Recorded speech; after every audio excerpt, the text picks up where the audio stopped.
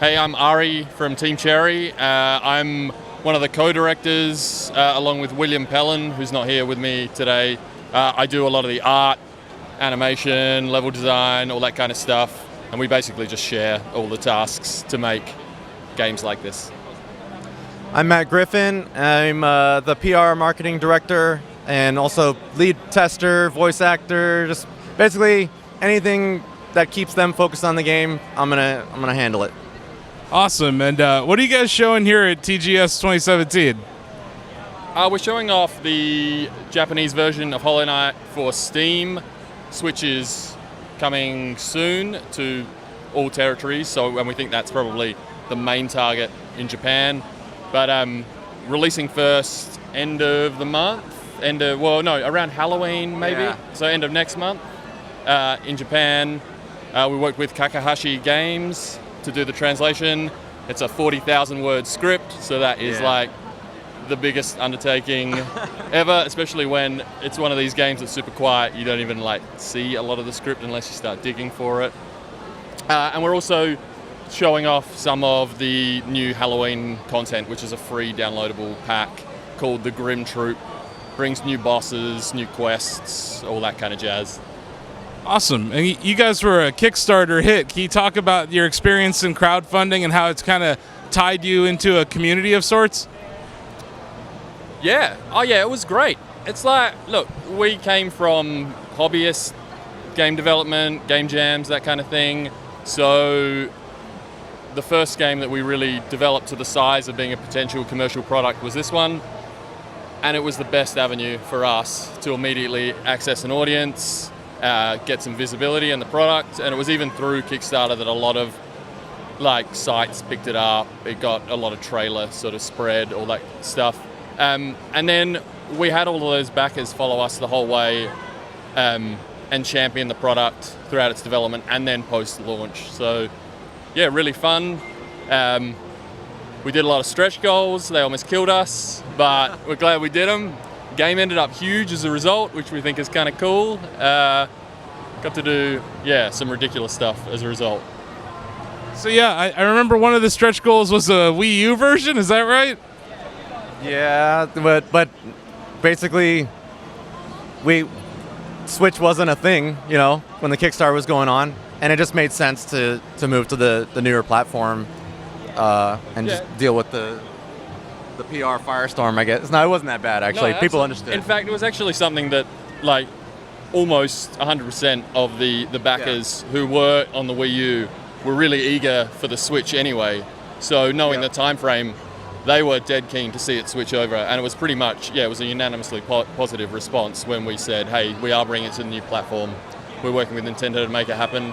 And we think it's a great fit. And we think it's a super cute little device. So, we want it on there, so well worked out. Right on.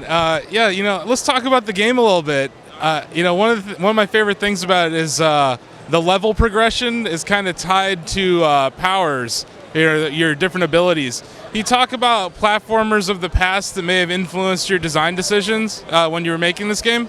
We can. Well, really explicitly, we're influenced by kind of NES era games. So the main influences for this one were Zelda 2, which is a great game, and don't let anyone tell you otherwise. I saw that eye roll. And Farzanadu, which is like a Falcom game. You climb a giant tree. It's probably a lot closer to this. This is like a descent out, whereas that one's an ascent. And then Metroid, obviously, really closely following the original structure and the gating system and power-ups and all that. Sure. And there's kind of been a resurgence in side-scrollers, especially in the indie community. Do you have any thoughts on why it is that indies are really jumping on this? Is it that 2D is easier to make than 3D, or is it AAA isn't even focused on 2D? What do you think is driving this kind of rebirth of the genre of sorts? Yeah, it's part of that AAA isn't focused on it, so where indies are filling the niche. The other thing is, I think we've got game developers who are of that age where they grew up with platformers, and that is their nostalgia, and that is their history, and that is what they understand. And we have this tech now that allows, small teams, 2, 3, 4 people, to go and make a game that was once a AAA game, like a Nintendo Super NES, like a Super Metroid or a Link to the Past, can be made by 4 people now, whereas that would have, in that era, been a huge team, well, a larger team at Nintendo. And, can you talk about the experience being an indie developer in 2017? How there was that pit in your stomach the day you launched? Were you guys sure when you had made this game that it was going to be the hit that it is, or were you worried? Were you sweating when this game launched? I wasn't sweating. I was sleeping because, I had to handle the launch basically because we were going to launch at like 10 a.m. in Pacific time.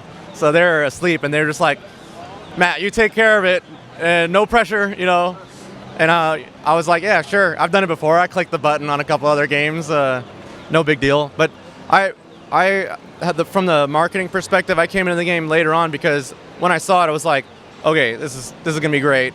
And it was even better than I thought it was gonna be. When I finally got to play the game, I actually wasn't a huge Metroidvania fan before I played it.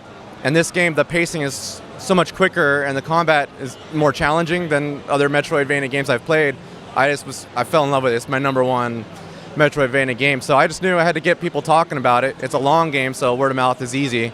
And just basically approach Twitch, YouTube, whatever, get them talking about the game, and it worked out. It took a little bit, but because you have Switch and Zelda coming out a week after our game did, but it's worked out perfectly, so no regrets. It's Matt's job to worry about that stuff. Yeah, we just have to try and make the best game we can make. So it's not just a long game. It's difficult at times. Can you talk about how you balance difficulty with still being fun? Because I think that what you've done really well is when you get past the difficult part, you feel a sense of accomplishment, but at the same time, it's not impossible. How much iteration occurred there to make sure that you balance those two things? Maybe not as much as you'd think. I think one of the tricks is you give players other options. So if they hit a wall that is really challenging, you give them something else that they can go and find or do that might give them, power them up a bit, give them a little edge in combat, so they don't feel like they're at a bottleneck that is basically the rest of the game is hidden behind it. So that was probably the larger design process that we had. In terms of actually getting the difficulty perfect, we just wing it. We're just that feels about right, and that's it feels right to us, and we can't Matt obviously handled a lot of the testing. Yeah. I remember specifically when we were designing, I don't want to spoil too much, but basically the final boss, and they were like, here Matt, take it, and I beat it. I was like, oh, it felt good, and they're like, it's too easy. So they had William take a pass at it, make the final boss harder, and then they send it back to me, and I'm spending hours not even getting past the first phase. I'm like, all right, I think this might be too hard, guys. And they're like, nah, you just need to get better. And it was a get good situation. Yeah, it was a get good situation. William liked to tell me get good all the time. Okay, I could talk about that forever. But so I send it back to him. I was like, well, why don't you try it? And nobody on the whole team could beat the version they had. I was like, see what I'm saying? So we toned it back. Except for Greg, I think, was the one who could beat it. But that's when you know it goes too far. Greg is just insanely good at games, and we're like, okay, if only he can beat it, it's probably too hard. Let's dial it back, and now it feels good. The game's not meant to be ultra challenging. It's meant to be a game that gives you a challenge, but like you said, what we want is people to feel the satisfaction of progression when they do beat something. So you just got to find that balance. But you're adding a little something in this Grim Troop that's ultra challenging, though, right? Aren't you? Wasn't it? Maybe, but we can't talk about that. Oh, okay, all right. Let's talk about something you can talk about. This game's coming to Nintendo Switch. So, Amiibo support? Oh, we'd love it. How do we make it happen? Dear Nintendo. That's right. Yeah, hey, Nintendo. Dear Nintendo letters going, and probably partner with maybe one of our merch companies. We work with Fangamer and the Yeti to do our merch, and see if they have some ideas too, and maybe get the Amiibo going. Because I think Fangamer did the Shovel Knight amiibo, so we should probably start talking to them, see if something we could do. Yeah, it's a rare thing. Yeah. But we'd love for that to happen. Kind of going off of that, you guys talking about DLC a little bit already. Can you talk a little bit about what people who already have the game on Steam can expect from the DLC? Yeah, sure. So we've done one free update, which is called Hidden Dreams. We've got the Halloween update, which is called The Grim Troop. So that one's coming next month. We've got a third one planned. So that's a third free one, which is kind of bigger, slightly different than the other ones. And then after that, we've got the next playable character, which is Hornet, which is like a rival kind of character in the game.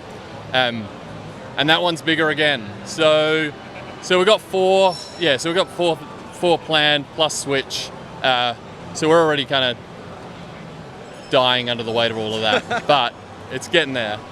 And I don't know, I'd love to give you more details on them, because some of them, I think, some of this stuff is really cool. But cool.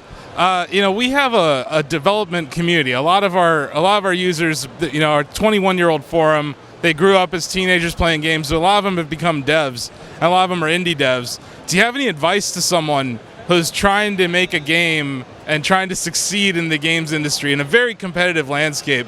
Do you have any advice that you could give fellow indie developers? Matt probably does as well, but at the earlier level, the easy advice is do game jams. That's the start. It's the best place.